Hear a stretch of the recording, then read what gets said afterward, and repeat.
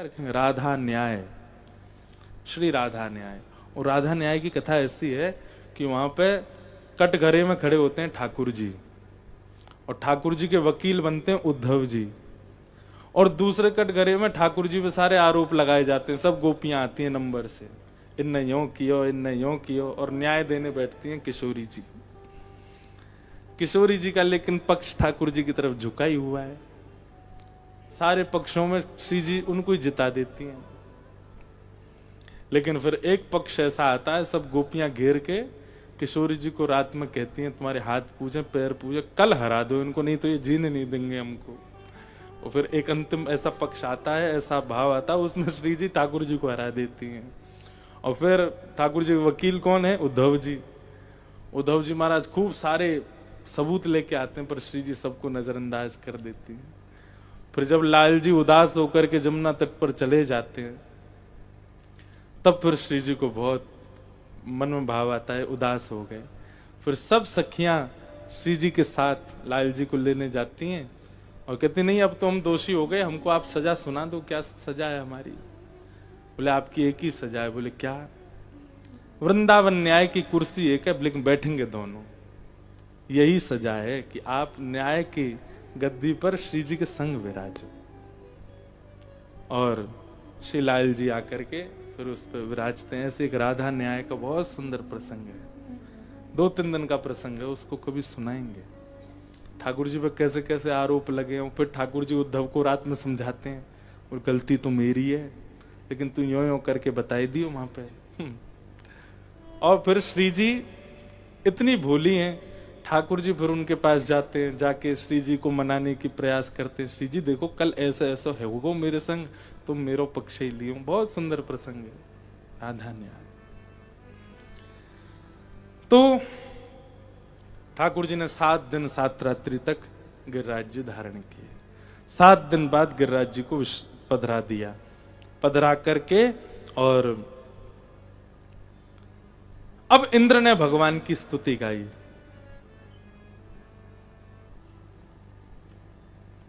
कि पिता गुरुस्त्वं जगतामधीशो दुरत्यय काल उपात्तदण्डः कि हिताय स्वेच्छा तनुभीः समीहसे मानं विधुन्वन् जगदीश मानिना। आप मेरे पिता हैं, आप मेरे गुरु हैं, मुझे दंड दीजिए नाथ, मैंने अपराध किया। ठाकुर जी बोले तुमने अपराध तो किया है, लेकिन मैं दंड नहीं दूंगा। भगवान इंद्र बोले क्यों? आपने ब्रह्मा को दंड दिया, तो मुझे दंड क्यों नहीं? ठाकुर जी बोले ब्रह्मा की कृति से मेरे ब्रजवासी मुझसे दूर हुए, पर तुम्हारी कृति से सब मेरे समीप आए। तुमने भले ही किया गलत, पर सब ब्रजवासी 7 दिन के लिए मेरे पास ही रहे, मेरे समीप रहे, और मुझे प्रिय लगता है कि मुझे भजने वाले मेरे संगी ही रहें। तुम्हारी करनी से वो हुआ, इसलिए मुझे नाराजगी नहीं। और भगवान ने इंद्र को क्षमा कर दिया। न जाने कौन से गुण पर दयानिधि रीझ जाते, उनको कौन सी बात आपकी अच्छी लग जाए क्या पता। अब इंद्र का दोष है, पर ठाकुर जी को भाग गया। एक बार श्री रामानुजाचार्य जी ने मन बनाया, बोले कि मैं जगन्नाथपुरी में जो जगन्नाथ भगवान के पंडा पुजारी हैं, इन सबको मंदिर से बाहर कर दो। क्यों? बोले ना नियम का ध्यान, कभी कभी आप जगन्नाथपुरी जाओ तो ठाकुर जी का शयन पूछो, कितने बजे शयन होता है? कोई समय नहीं, कभी 10 बजे सो रहे हैं, कभी 11 बजे सो रहे हैं, कभी 12 बजे सो रहे हैं, कभी 1 बजे सो रहे हैं। और उठने का समय कभी 3 बजे उठ रहे हैं, कभी 4 बजे, 3-4 बजे उठ ही जाते हैं। सोते कितना? 1-2 घंटा बस।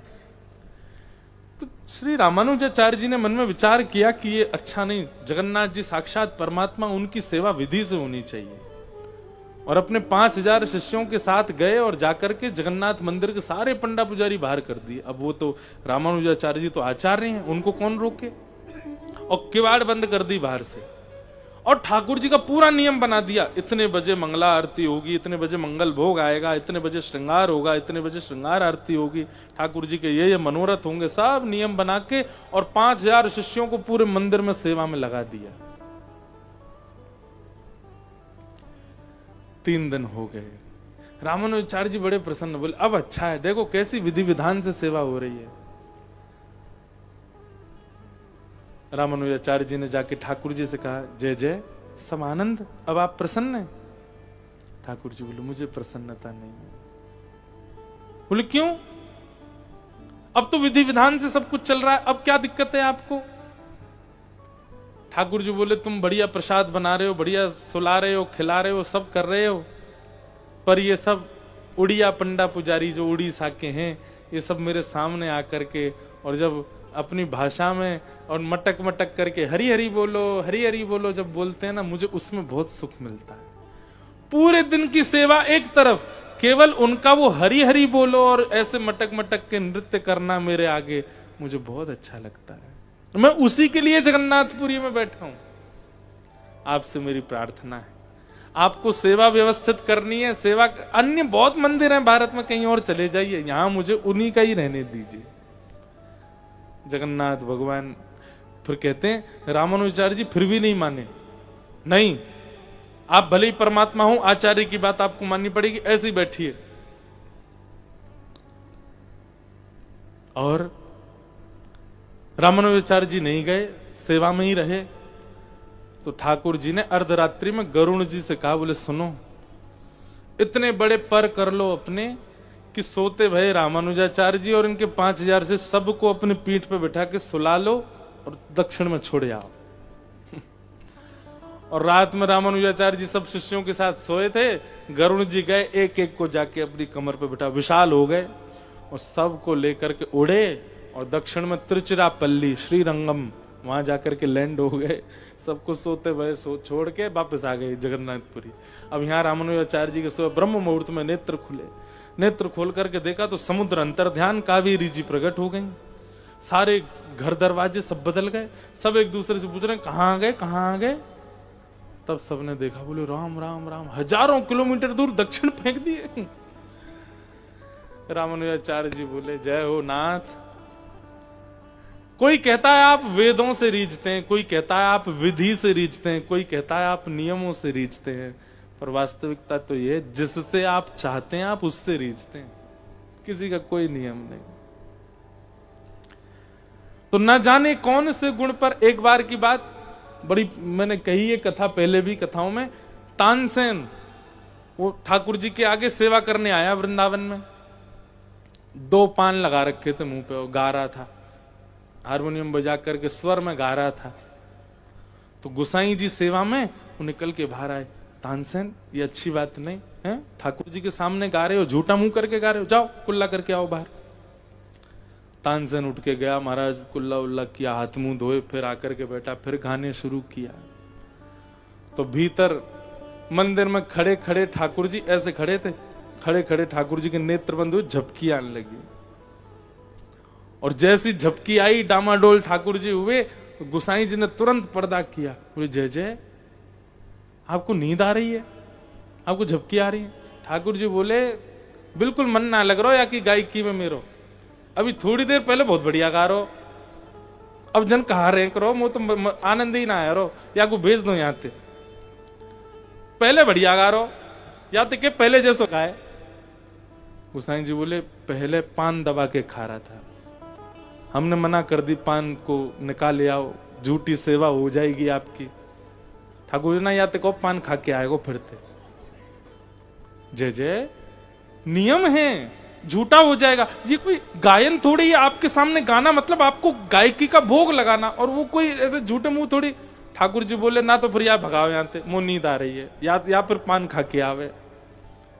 गोसाई जी आए, तानसेन इधर आओ, जी पान खा के आओ। अभी तो आप मना कर रहे, तुम खा के आओ। पान खा के जैसी तानसेन आया, गाना शुरू किया, ठाकुर जी के 2 दतुइयां दिख गई ऐसे मन, हाँ अब बढ़िया लग रहा है, यहाँ देखो ऐसे ही गावे। गोसाई जी वहीं बैठ गए, जय हो, सब वेद शास्त्र नियम हमारे लिए बना रखे हैं, खुद का जब मन आ जाए तो सारे नियम तोड़ देते हो। न जाने कौन से गुण पर दयानिधि रीझ जाते, किस पर रीझ जाए पता। तो इंद्र से ठाकुर जी रीझ गए। इंद्र ने भले ही किया अपराध, लेकिन ठाकुर जी रीझ गए। भगवान ने गिरिराज जी को पधरा दिया। आगे लीला बढ़ी। ठाकुर जी ने, गायों ने भगवान का नाम गोपाल रखा। एकादशी व्रत की कथा सुनाई गई और अब रास पंचाध्याय का प्रसंग प्रारंभ हुआ, जहां ब्रज की गोपियां सब बंधुओं, ये सब श्रुति रूपा स्मृति रूपा संत ही हैं। ब्रज की गोपी ये सब जानती हैं कि ठाकुर जी सामान्य नहीं है। गोपी गीत में गोपियां कहती हैं, जिनको याद हो मेरे साथ गाना। न खलु गोपिका नंदनो भवान अखिल देहिना अंतरा। किसी ने मुझसे पूछा गोपी गीत याद कैसे हो महाराज जी। हमारी एक बात सुनिए, चाहे आपको भीष्म स्तुति याद करनी है, गोपी गीत याद करना है, जयदेव महाप्रभु का गीत गोविंद याद करना है, एक बात पहले स्पष्ट कर लीजिए, अगर आप भाषा समझ करके पढ़ोगे तो कभी याद नहीं होगा। आप संस्कृत मान करके पढ़ोगे तो कभी याद नहीं होगा। कैसे याद होगा? उसको भाव जान करके याद करो, उसका भाव सुन करके, समझ करके, गुरुजनों से प्रवचन जान करके, तब एक एक भाव को, एक एक शब्द जब आप पढ़ते हैं तो उसका भाव आपके चित्त में आना चाहिए, अपने आप याद हो जाएगा।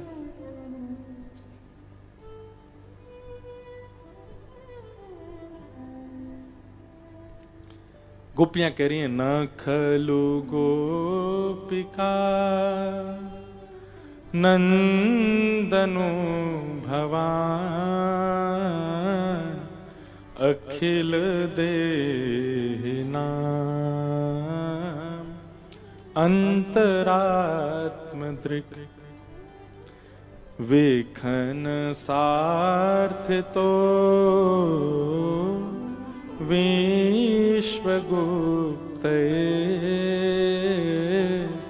सखौ देवा सात्वतां कुले। बहुत ध्यान से सुनो। गोपियां कहती हैं गोपी गीत में कि नाथ हम जानती हैं, नखलु गोपिका, तुम यशोदा के लाला नहीं हो। जैसे ही गोपियों ने कहा नखलु गोपिका, तो अंतर्ध्यान कृष्ण, रास की कथा पता है ना, ठाकुर जी अंतर्ध्यान हो गए थे। थोड़ी थोड़ी अभी सुनाऊंगा। ठाकुर जी जैसे अंतर्ध्यान हो गए तो गोपियां कहती हैं नखलु गोपिका, तुम यशोदा के लाला नहीं हो। तो छुपे हुए श्री कृष्ण घबरा गए, बोले इन गोपियों को किसने बता दिया कि मैं देवकी का लाला हूं? कहीं इन गोपियों को पता तो नहीं चल गया कि मैं देवकी का नंदन हूं? कहीं यशोदा मैया को जाके तो नहीं बता देंगी? नंदनो भवान, आप नंद जी के लाला नहीं हो। ठाकुर जी बोले, जे गोवर थापे वाली गोपी, दूध दही जमावे वाली गोपी, इन्हें कैसे पता चल गई कि मैं कौन हूं? मैं देवकी वसुदेव को लाला हूं। और तभी अगली पंक्तियां गोपियां गाती हैं और क्या कहती हैं? अखिल देहिना अंतरात्म दृक्। गोपियां कहती हैं हम जानती हैं तुम यशोदा और नंद बाबा के पुत्र नहीं हो, तुम तो संपूर्ण चराचर ब्रह्मांड के जीवात्मा के चित्त में रहने वाले परम तत्व वही परमात्मा हो। ठाकुर जी की आंखें खुली रह गई। बोले मुझे तो लगा इनको पता होगा कि मैं देवकी वसुदेव का पुत्र हूं, पर नहीं, इनको तो उससे भी एडवांस जानकारी है कि मैं साक्षात परमात्मा हूं। अरे ये गोपियां मुझे पुरुष मान करके, मुझे सुंदर मान करके, मुझे प्रियतम मान करके मेरे साथ नृत्य नहीं कर रही हैं। इन गोपियों को तो पता है कि मैं परमात्मा हूं। और फिर गोपियां क्या कहती हैं? विखन सार्थ तो विश्वगुप्त। इस सृष्टि का कल्याण करने के लिए आप विधाता की प्रार्थना सुनकर के अवतार लेकर के आए, हम जानती हैं। और हमारे साथ सखा होने का, पुत्र होने का और आदि आदि होने की ये सब लीला कर रहे हो, हम सब जानते हैं। इसका मतलब क्या है? ये रास में आने वाली जितनी भी गोपियां हैं, ये कोई स्त्री पुरुष मिलन वाली गोपियां नहीं है। इन सब गोपियों को पता है कि ये साक्षात परमात्मा है, वो सब ज्ञानी हैं। क्योंकि रास का नाम आते ही कई पढ़े लिखे लोगों के चित्त में भावना आने लगती है कि स्त्री पुरुष का मिलन।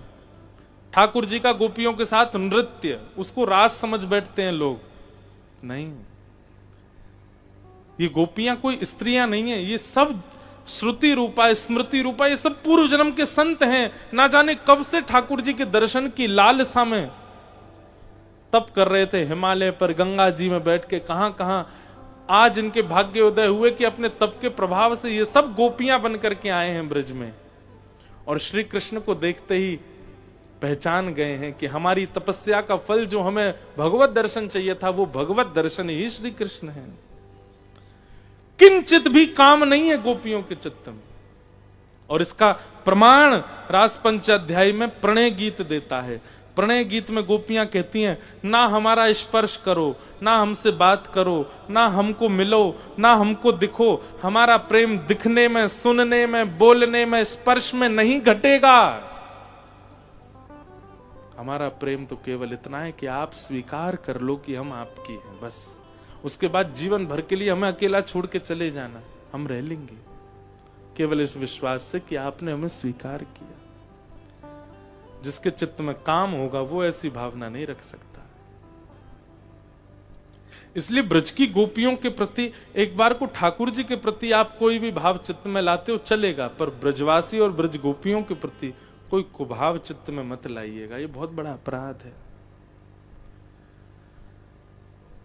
आज शरद पूर्णिमा का चंद्रमा उदित हुआ, ठाकुर जी ने अधरों पर वेणु को धारण करके जैसे कोमल छिद्रों को आच्छादित करके अपने प्राण पिरोए।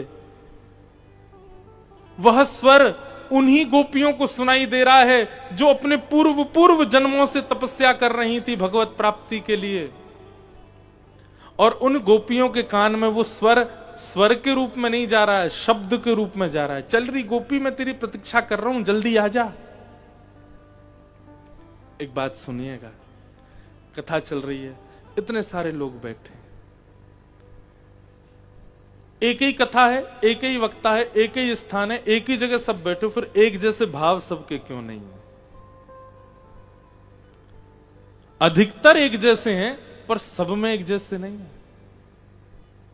इसका मतलब क्या है? कथा वही है, वक्ता वही है, दिख भी सबको वही रहा, स्थान भी वही है, तो फिर सबके भावों में परिवर्तन क्यों है?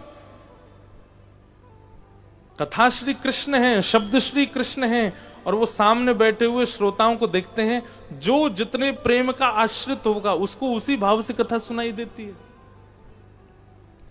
कई लोगों को केवल ये 3 घंटा काटना है, ऐसा लगता है। महाराज जी आ गए, बस 3 घंटा सुनो, चलते बनेंगे, बढ़िया भोजन की व्यवस्था है। कई लोग तो इसलिए, कई लोग शायद इसलिए बहुत फोर्सफुली बुलाया गया है, हमें सुननी तो पड़ेगी, इसलिए बहुत फोन आए थे, मैम के मैसेज आए थे, आना है, चलो सुने आते हैं। पर कई लोग आप हमारे मंच पे बैठ के देखोगे, जैसे हम कहते हैं ना अब आगे कथा कल सुनाएंगे, उनके नेत्रों से आंसू गिरने लगते हैं कि अब ये कथा विश्राम, अब फिर 24 घंटे का प्रतीक्षा करनी पड़ेगी। ये भाव परिवर्तन क्यों है सबके चित्त में? आपका जैसा प्रेम ठाकुर जी से है, कथा भी वैसी ही आपको सुनाई देती है। अभी सागर एक जगह, वहां हमारी कथा चल रही, वहां के विधायक जी पहले दिन आए थे कथा में, 50,000 लोग आते थे कथा में। हमने पहली बार इतनी भीड़ देखी, और सब भाव वाले। तो एक दिन मैं कथा में सुना रहा था कि ठाकुर जी की गैया की सानी नहीं हुई। सानी जानते हैं? भूसा ऐसे मिलाना होता है, उसमें खूब सारी सामग्री, उसको सानी बोलते हैं। ठाकुर जी की गैया की सानी नहीं हुई, पुजारी जी कहीं व्यस्त हो गए, तो ठाकुर जी स्वयं मंदिर से निकल करके आए और गैया की सानी करके और तुरंत मंदिर में भीतर जाके ऐसे खड़े हो गए। तो पुजारी जी ने देखा पूरे मंदिर में भूसा फैला पड़ा है, और जब से ठाकुर जी को देखा, ठाकुर जी के हाथ में भूसा लगा है, भूस लगा है, सूखा चारा गायों का। मैंने कि बताओ, ऐसे ठाकुर जी हैं, अपने हाथ से सानी कर आए। अब इतना कहकर के हम कथा आगे करने लगे। अब जैसे ही मैं कथा करके निकला, वो कहां से भीड़ में से कूदता फांदता और रोता बिलखता आया मेरी गाड़ी के पास, और इतनी भीड़ लगी थी। बोले मेरी एक बात सुन लीजिए। अरे मैंने कि सब चिल्ला, मेरा मौन रहता है। मैंने कांच नीचे, मैंने क्या बात है? बोले आपने ठाकुर जी के हाथ में भूसा लगा छोड़ दिया, धुलाए ही नहीं हाथ, और रात भर हाथ ठाकुर जी ऐसे ही रहेंगे। मैंने कहा भाई, मैंने कि ये कथा सुन रहा है वास्तव में, इसको वो कथा नहीं लगी, उसको वो लीला ही लगी। वो रो रहा था, बिलक रहा था, अब ठाकुर जी रात में दूध कैसे पिएंगे, रात में रोटी कैसे खाएंगे, उनके हाथ में तो भूसा लगा छोड़ दिया आपने। मैंने कि भाई कल कथा यहीं से शुरू करूंगा कि ठाकुर जी के श्री जी ने हाथ धुलाए उसके बाद कथा। तो अब सुनने वाले तो 50,000 है, पर सबके चित्त में क्यों नहीं आई भावना? आपकी भावना से कथा रूप धारण करती है। वंशी तो ठाकुर जी आज भी वृंदावन में बजा रहे हैं, पर सबको सुनाई नहीं देती, अधिकारियों को ही सुनाई देती है। अरे भाई, क्लासरूम में कितने सारे बच्चे पढ़ते हैं, एक ही टीचर थी, एक ही सब्जेक्ट था, एक ही बेंच थी, एक ही क्लास थी, पर कुछ पास हो गए, कुछ फेल हो गए। फेल कौन हुए? जिनका मन ही नहीं लगा, जिन्होंने पढ़ाई ही नहीं करी, जिनका ध्यान ही नहीं था। केवल माता पिता पैसा भरते हैं तो स्कूल अटेंडेंस तो करनी है, इसलिए जा रहे थे। ठीक वैसे ये कथा में जो कथा चल रही है ना, यही वंशी है।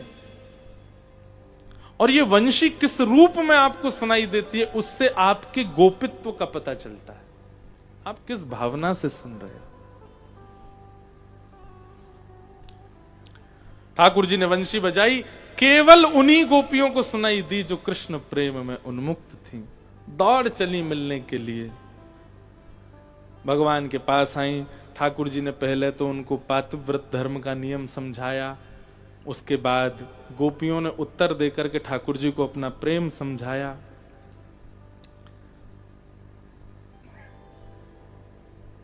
अंत तो गत्वा गोपियों के प्रेम पर ठाकुर जी राजी हो गए, और राजी होकर के गोपियों के साथ रास करने लगे। लाखों गोपियां हैं, एक एक गोपी के पास जाते हैं। तू कहा बना के लाई मेरे काजे, लाभ में पवा दे। तू कहा कर रही है, तू मुंह नाच के दिखा दे। अच्छा, तू मुंह एक जल पिवा दे। ऐसे सब गोपियों को ठाकुर जी इतना सहर्ष प्रेम प्रदान कर रहे हैं, जैसे मानो वो उतनी उनकी कितनी कितनी कितनी प्रियसी है। रास का मतलब क्या होता है? यही होता है। अभी कैसा है, हम ठाकुर जी को दूध पधराते हैं, भोजन पधराते हैं, इत्र पधराते हैं, सामग्री पधराते हैं, श्रृंगार पधराते हैं, पर ठाकुर जी ऐसे ही खड़े रहते हैं। ये क्या है? रस। लेकिन आपने एक दिन कुछ पधराया और ठाकुर जी उसको पा गए। आपने एक दिन कुछ ठाकुर जी को निवेदित किया और ठाकुर जी ने उसको स्वीकार कर लिया। यह है रास, इसको कहते हैं रास। तू है सखी बड़ भाग बड़ी, नंदलाल तेरे घर आवत हैं। तू है सखी, यह है रास। भाग बड़ी, नंदलाल तेरे घर आवत है। तू अपनो श्रृंगार करत है, तू अपनो श्रृंगार करत है। ये दर्पण हाथ दिखावत है। ये दर्पण हाथ दिखावत है। ये रास है। कुम्मन दास जी, उनके एक दो बार जिक्र हुआ कथा में। कुम्मन दास जी के पास में आरसी नहीं है। आरसी मतलब शीशा नहीं था। तो तिलक लगाते थे तो कैसे लगाते थे, एक पात्र में जल भर के जल में अपनी छाया देखते थे और उससे तिलक लगाते थे। एक दिन ठाकुर जी प्रकट आते ही थे उनके पास लीला करवे, तो कुम्भनदास जी ऐसे तिलक लगा रहे थे आरसी में देख करके, उसमें पात्र में देख कर ठाकुर जी बोले नहीं नहीं जा पात्र में मत देखो। कुम्भनदास जी बोले जय जय तिलक कैसे लगाऊंगा? बोले मैं बैठा हूं ना, मैं बता रहा हूं। हाँ यहां धल लो, अब ऐसे ऊपर खींचो, ए लगो सीधो लगो, अब नीचे तो हाँ यहां रख के यूं घुमाओ, हाँ अब घूम, अब ऊपर कर लो, लगो तिलक लगो, अब एक बिंदी बीच में धल लो, अब एक काम करो यहाँ एक पत्रावली बना लो। ठाकुर जी अपने आप ही पत्रावली अपने आप ही श्रृंगार करवाते हैं कुम्भनदास जी, इसको कहते हैं रास। आप श्रृंगार करते हो ठाकुर जी का, वो है रस, और कुछ दिन ठाकुर जी आके आपका कर जाए श्रृंगार, वो है रास। जनाबाई महाराष्ट्र में एक भक्त हुई ठाकुर जी की। नामदेव जी कीर्तन कर रहे थे, बहुत ध्यान से सुनना, और नामदेव जी के कीर्तन में सारे वैष्णव उछल उछल करके नाच रहे थे, जय जय राम कृष्ण हरि, जय जय राम कृष्ण हरि। तो रोज नामदेव जी के कीर्तन में वैष्णव नृत्य करते थे, जनाबाई को वहीं ठाकुर जी दिखाई देते थे। ठाकुर जी भी आए, विठ्ठल भगवान ऐसे रहते हैं ना पंढरपुर में, तो विठ्ठल भगवान आए और आकर के विठ्ठल भगवान भी जोर जोर से उछलने लगे, नृत्य करने लगे। जनाबाई दूर से ऐसे बलैया लेती, आहा मेरो विठोवा कैसो नाच रो। जनाबाई कभी मंदिर नहीं जाती थी दर्शन करने। सब लोग कहते थे ए जना तू मंदिर क्यों नहीं चलती? बोले मैं मंदिर क्यों जाऊं, मेरे लिए ठाकुर यहीं आ जाता है, मैं तो यहीं दर्शन कर लेती हूं। बोले कब? बोले शाम को जब नामदेव जी जब कीर्तन करते हैं तो उसी कीर्तन में ठाकुर जी आते हैं। तो सब लोग सोचते थे जनाबाई ऐसी बोलती है, ऐसी बोलती है, ये सब हंस करके टाल देते थे बातों को। एक दिन आषाढ़ की एकादशी, सबसे ज्यादा भीड़ होती है उस दिन पंढरपुर में, लाखों की तादाद में लोग जाते हैं। और उस दिन जैसे ही नामदेव जी कीर्तन करने बैठे, कीर्तन में सब नाच रहे थे जोर जोर से, और जनाबाई को चिंता हो रही थी और मनी मन कह रही थी विठोवा आज मत आना। क्यों? बोले आज आप बहुत थक गए हो ना, सुबह से लाखों लोगों ने आपके दर्शन किए, आज आप बहुत थक गए होंगे, आपके पांव में दर्द हो रहा होगा, यहाँ आओगे बिना नृत्य किए मानोगे नहीं, पैर में दर्द हो जाएगा, छाले हो जाएंगे, विठोवा आज मत आना। मनी मन सोच रही है।